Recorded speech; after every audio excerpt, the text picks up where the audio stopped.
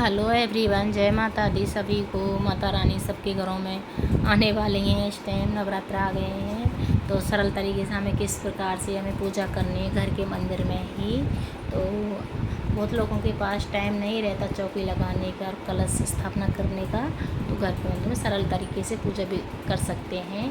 तो हमें एक दिन पहले मंदिर को अच्छे से साफ़ सफाई कर लेनी है। अगर सुबह ही अगर करना है तो कर सकते हैं। तो लाल कपड़ा बिछा लें, मंदिर में कोरा होना चाहिए वो, तो बिल्कुल बिछा लें। और माता रानी का फ़ोटो या तस्वीर या माता रानी की घरों में पत्थर की भी होती हैं माता रानी, जिसके पास जैसी हैं उनको विराजमान करें। पहले अक्षत रखें, आसन दें माता रानी को, फिर माता रानी को मतलब विराजमान करने के बाद रखें। और जितनी मूर्तियां हैं उसमें उनको भी स्नान कराएं।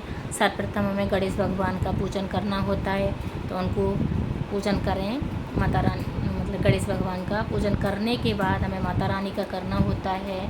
और हमें मंदिर में अगर अखंड ज्योत जला लेनी है, जिसके पास टाइम है तो वो अखंड ज्योत जला सकता है, जिसको नहीं है तो वो ना जलाए, वो दीपक अपना जला के पूजा कर सकता है। पर सर्वप्रथम हम दीपक ही जलाते हैं, कोई भी पूजा करते हैं, क्योंकि पूजा हमारा वो दीपक हमारा पूजा का साक्षी होता है, इसलिए हमें दीपक जला के रखना होता है।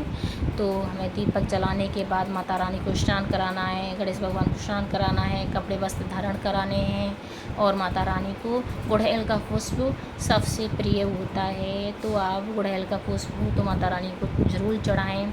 अगर नहीं है तो गुलाब का फूल चढ़ाएँ, और कमल का फूल भी चढ़ाया जाता है। जो भी है आपके पास वो कर लें सरल तरीके से।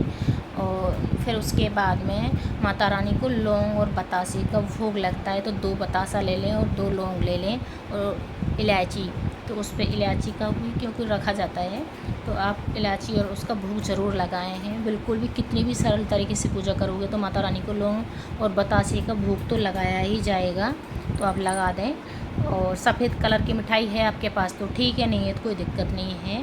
तो माता रानी को इन दिनों मतलब माता रानी को अनार बहुत पसंद है, तो किसी भी दिन 9 दिनों में एक दिन आप अनार का भोग ज़रूर लगाएं माता रानी को। अगर 9 दिन हो जाए तो ठीक है, नहीं है तो एक दिन तो लगावे हैं। और जैसे फल का भी भोग लगाएं माता रानी को। और जैसे हमारी सारी पूजा होने के बाद हमारी दक्षिणा होती है, तो हमें दक्षिणा रूपी माता को देना है।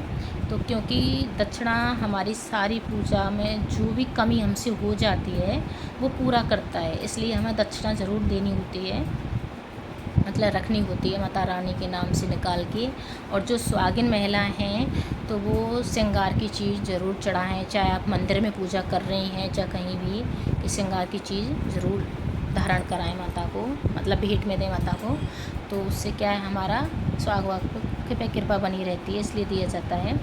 और माता रानी का जैसे कपूर की आरती करते हैं लास्ट में हम, तो उसमें 2 लौंग ज़रूर डाल लें, 2 कपूर 2 लौंग।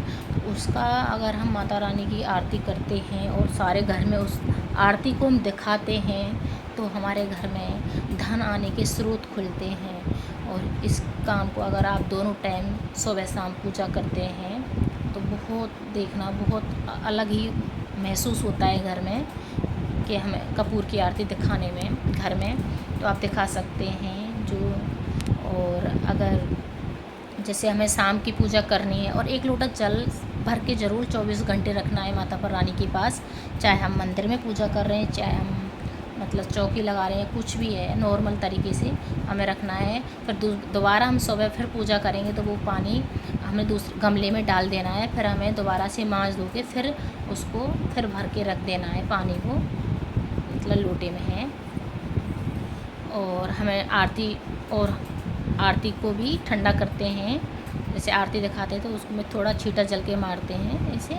और अगर आपके पास थोड़ा सा भी टाइम हो तो गाय का उपला ले लें और माता रानी के 11 या 21 आहुति दे दें उसमें, मतलब भैंस अंदर लेके, तो थोड़ी सी कृपा हो जाए, देख लेना हो सकती है तो। और अगर आप उस सप्तमी का पाठ करना है या दुर्गा चालीसा का पाठ करना है, बहुत लोग सुंदरकांड भी पढ़ते हैं, तो आपके पास टाइम नहीं है तो दुर्गा चालीसा ही पढ़ लें सुबह शाम दोनों टाइम, वो भी काफ़ी है। और शाम को जैसे हम पूजा करते हैं तो ये जैसे माता रानी को फूल वगैरह कुछ भी हम चढ़ाते हैं वो सारा हटा लें, साफ़ कर दें वहाँ से। फिर बाद में माता रानी की हम आरती करते हैं और पाठ करते हैं कि